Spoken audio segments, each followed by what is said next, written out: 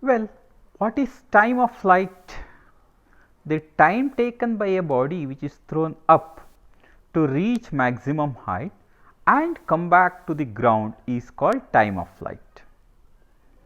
Consider a particle and it is thrown up with an initial velocity u. It reaches the highest position at a distance h above the ground. Then it retraces its path. The time of ascent is say t1, the time of descent is t2. Then the time of flight is equal to time of ascent plus time of descent.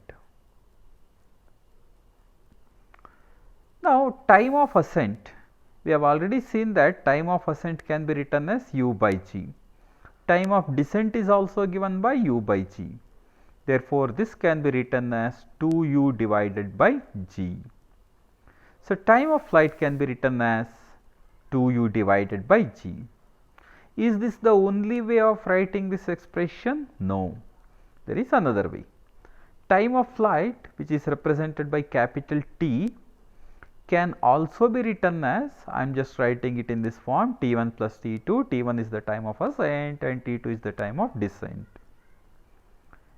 You know, this time of ascent can be written as root of 2h divided by g.